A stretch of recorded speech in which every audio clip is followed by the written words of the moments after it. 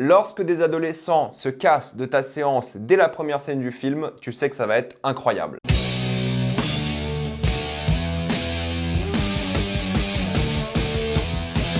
Anora. Comme d'habitude, jusqu'à la minute indiquée dans le titre de la vidéo, il n'y aura pas de spoilers, soyez tranquille, après on va tout spoiler. Anora est l'histoire d'Annie, une jeune stripteaseuse qui décide de se marier avec un jeune russe issu d'une famille extrêmement riche, sauf que cette famille refuse le mariage et vont tout faire pour l'annuler. Avant de commencer cette vidéo, j'aimerais parler d'un sujet qui intéresse beaucoup de personnes, votre sécurité en ligne, car oui, cette vidéo est sponsorisée par Incogni. Ça doit vous le faire à vous aussi, mais vous devez vraiment recevoir plein de mails que vous ne voulez tout simplement pas. Certaines fois, des mails que vous souhaitez recevoir finissent dans vos spams, ce qui est problématique. Et quand vous allez trier vos spams, il y a énormément de mails. Personnellement, j'en reçois au moins 300 par semaine et il y en a plein que je ne veux pas recevoir et je dois faire le tri. Et parfois, j'ai de la chance lorsqu'ils sont dans mes spams. Mais malheureusement, il y a aussi des trucs importants qui finissent dans mes spams alors qu'ils ne devraient pas. Mais il y a pire que ça. Parfois, c'est vos données personnelles qui sont volées, que ce soit vos mots de passe, votre identité, vos numéros de carte bancaire et si vous n'avez pas de chance, même votre adresse. J'ai même reçu des mails ou des notifications de codes envoyés pour me connecter sur X ou Y application ou site alors que c'était pas moi. Ça veut juste dire qu'on m'a volé mon mot de passe. Ça m'est arrivé d'avoir des dépenses de carte bleue que je ne connaissais pas, donc j'ai dû faire une réclamation, opposition, j'ai dû voir ça lors de ma comptabilité avec ma banque et tout, c'est pénible. Et j'ai déjà reçu des notifs de ma banque pour accepter des paiements. Ça veut juste dire qu'on m'a volé les chiffres de ma carte bleue. Et j'imagine qu'aujourd'hui, beaucoup d'entre vous reçoivent des appels téléphoniques ou de commerciaux ou de robots, pour pas citer les arnaques au téléphone. C'est insupportable et c'est parce que justement vos données ont été ou volé ou partagé sans que vous l'acceptiez. Sans même parler des publicités qui vous connaissent un peu trop bien en ligne et vos données d'utilisation d'internet qui sont rapidement vendues. Et c'est là qu'intervient Incogni. C'est hyper simple à utiliser, vous allez sur le site et vous mettez votre adresse mail, votre adresse et plein d'autres données qui sont habituellement volées. Et Incogni va automatiquement chercher sur internet tous les endroits et tous les vendeurs de données qui ont ces données et leur demander de supprimer ces données afin qu'ils ne puissent plus les partager à des sites qui pourraient les utiliser de manière néfaste. Et ça se fait en un clic et vous allez même avoir un reçu, un dashboard avec tous les endroits où votre mail, adresse a été partagé,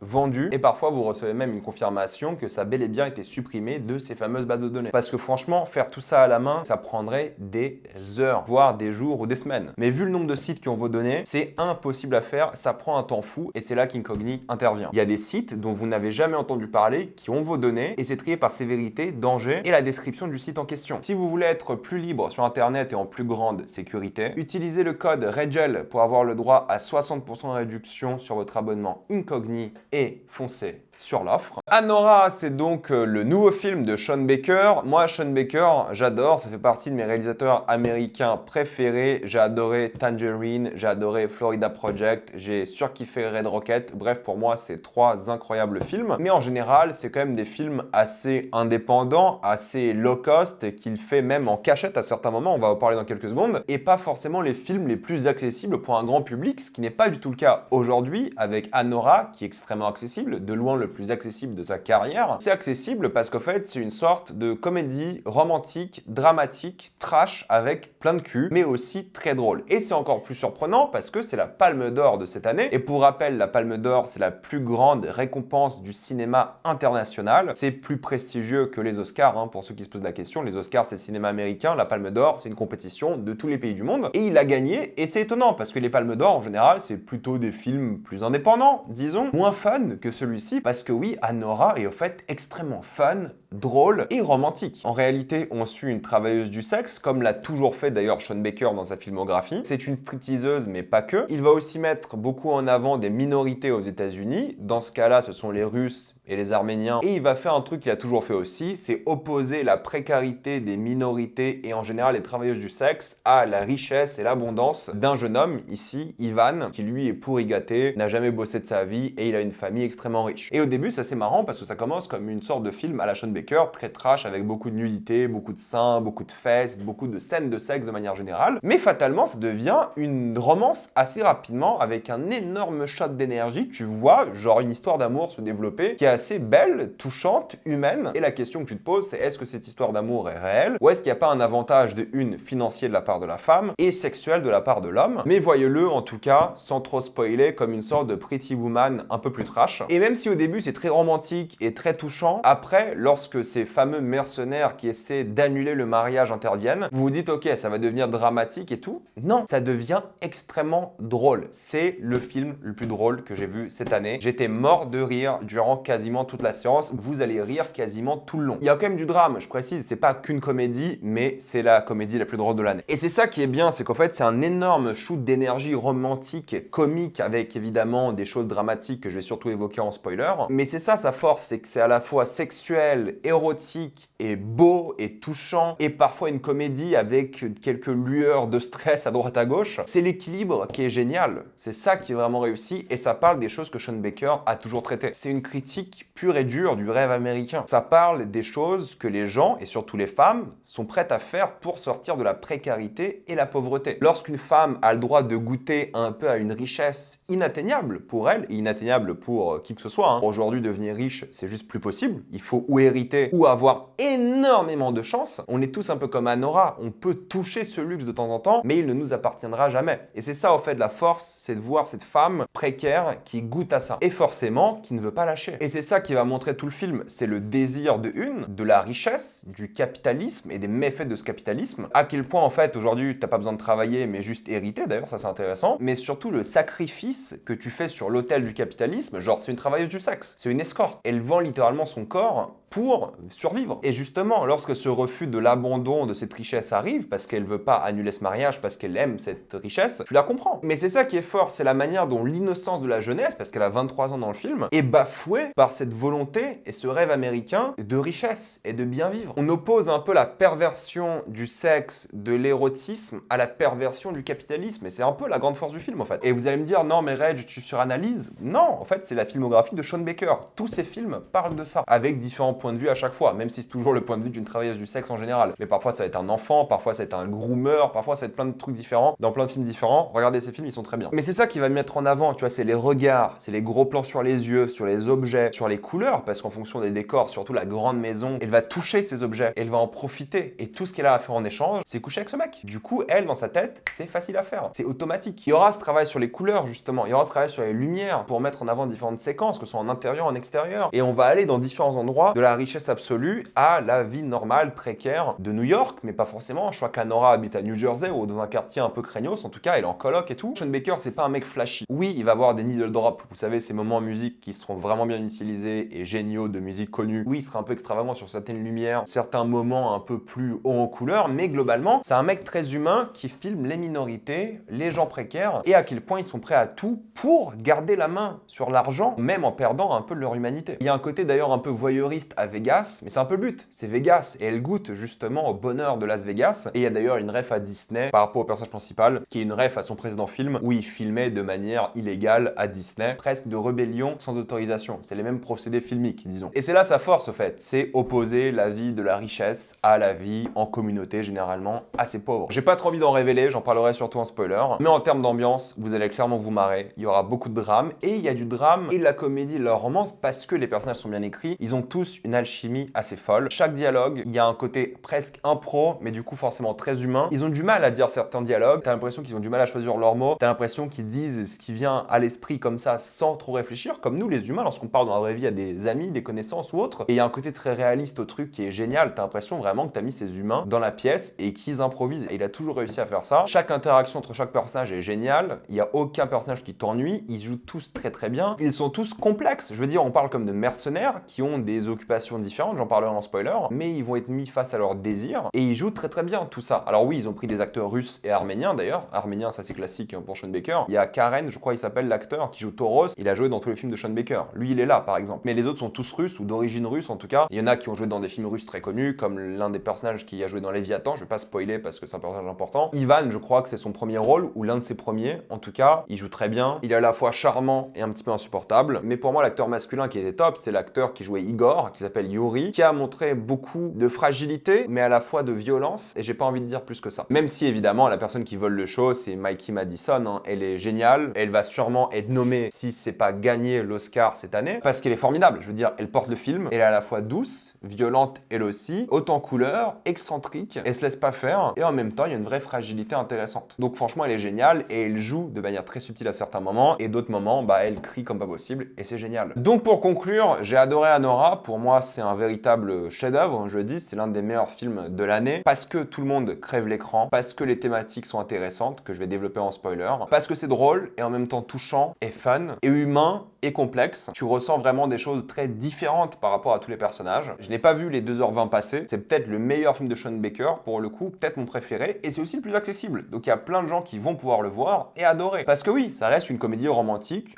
un petit peu dramatique, intelligente. Véritable coup de cœur, je vais m'en rappeler. Donc si vous n'avez pas vu Anora, je vous le conseille pour tout le monde, même si encore une fois, il y a de la nudité, il y a du sexe, c'est pas une comédie romantique cliché nul. C'est un peu plus adulte, quoi, disons les choses. Mais c'est très très bien. Et maintenant, on va passer en spoiler. Ce qui est intéressant, c'est que Anora, c'est une stripteaseuse, prostituée. On voit que dans ce strip club, les femmes ont aussi des relations sexuelles avec les différents membres. C'est une escorte, mais elle l'assume pas. Et ça qui est intéressant, c'est qu'elle s'assume vraiment pas en tant que prostituée escorte. Pour elle, c'est pas ce qu'elle fait. Elle le dit plusieurs fois. D'où t'oses me traiter de prostituée, d'escorte et tout. Elle refuse cette étiquette et c'est peut-être son moyen à elle de vivre avec cette étiquette sans l'accepter et pouvoir justement vivre financièrement. Parce que peut-être si elle se posait trop de questions sur le fait que c'est une prostituée, des choses comme ça, peut-être elle pourrait pas l'accepter. On en parle après. On voit que Headquarters, du coup le strip club, il y a plein de conflits, que ce soit entre les danseuses, entre le management, elles ont aucune protection sociale, elles ont rien, elles ont même pas des vacances en théorie, même s'il y a quand même un petit peu de sororité, mais tu comprends que tout le monde est extrêmement précaire là-bas. C'est pour ça que lorsqu'elle a une opportunité pour quitter ce monde et goûter un peu à la richesse, elle y va. Qu'elle tombe ou pas amoureuse de ce mec-là reste à débat. Moi, je pense qu'elle n'est pas amoureuse, mais c'est juste qu'elle veut rester dans ce monde de richesse et potentiellement devenir comme la mère de la famille d'Ivan, un peu la matriarque entre guillemets, la matriarque juste émotionnelle, parce qu'en vrai, c'est le père qui domine tout et c'est lui qui fait l'argent et tout. On voit que la femme fait rien, juste donner des leçons. On en parle après. Elle va utiliser son passé, le fait que sa grand-mère soit issue d'une minorité et qu'elle parle russe et du coup elle utilise cet avantage-là pour s'insérer dans cette communauté. Mais vu qu'elle a pas d'argent, qu'elle a pas de père, elle cite rapidement sa mère mais jamais son père, donc on comprend qu'il en a pas. Et en plus sa mère habite loin, à Miami, et potentiellement sa mère a de l'argent mais on sait pas. Ou alors peut-être le nouveau copain de sa mère a de l'argent, du coup elle a envie de faire comme sa mère et trouver un mec qui a de l'argent. Ça c'est peut-être un peu de la suranalyse. Elle est en coloc, visiblement, ça se passe mal. C'est un peu miteux aussi comme endroit, elle doit prendre les transports en commun, c'est loin du travail et tout, elle est tout le temps fatiguée, ça se ressent. Elle n'aime pas sa vie, mais elle refuse de se dire qu'elle n'aime pas sa vie. C'est ça qui est intéressant. Et c'est pour ça qu'elle s'accroche à cette relation-là, parce qu'elle y voit une échappatoire et un moyen de quitter tous ses problèmes en fait. Et tout ce qu'elle a à faire, c'est faire son travail qui lui semble simple. Mais vu l'alchimie qu'ils ont ensemble, je pense qu'il y a quand même un côté un peu romantique et mine de rien assez beau, même si mon esprit un peu plus cynique y analyse juste aussi du cynisme dans la relation. Mais Ivan, pour le coup, est assez cliché, mais c'est la dichotomie qui est intéressante parce que oui, c'est l'enfant pourri gâté. Il a toujours été. On dit qu'il est avec ses mercenaires, entre guillemets, ses parrains, disons, depuis ses 6 ans. Donc il a toujours été accompagné par quelqu'un qui n'est pas de sa famille. Donc il se sent seul parce qu'il est jamais avec sa famille. Il est toujours avec des gens qui sont payés pour s'occuper de lui. Sa famille n'a jamais été là pour lui et c'est sa famille qui a fait lui ce qu'il est aujourd'hui. Un mec qui a jamais bossé, qui a plein d'argent et qui fait n'importe quoi et qui déteste donc sa famille parce qu'il déteste clairement sa famille. Mais là où c'est intéressant, c'est que pour lui, cette relation avec Anora, c'est juste des vacances avant de commencer le travail. C'est juste un dernier moment de fun. Alors que pour Anora, c'est toute sa vie qui a failli basculer et changer pour toujours. Ça montre à quel point les gens précaires et les pauvres saisissent n'importe quelle opportunité dans ce rêve américain pour s'en sortir parce qu'ils ont que ça, et les riches pour lesquels c'est juste des jours perdus, des vacances ou des trucs comme ça, qu'ils aient aimé ou pas. Il y a quand même une belle émotion, qu'ils se battent jusqu'à la fin, qu'elle a envie de le poursuivre en justice et prendre 50% de ses revenus et tout, même si elle se fait menacer par la suite. Et Ivan, il fait de la peine parce qu'il est comme ça à cause de sa famille, à cause de ses parents. Il n'a pas envie de retourner en Russie, non pas parce qu'il va travailler au final, même s'il aime bien la vie qu'il a, mais parce que ses parents lui ont jamais impliqué la valeur travail. Mais c'est juste qu'il va être en Russie avec ses parents et se sentir en prison. Il parle d'ailleurs de ça. Hein. Il dit qu'en fait, il pourrait pas être libre, même sexuellement. Je crois qu'il dit ça à un moment dans l'avion. Il pourrait pas être libre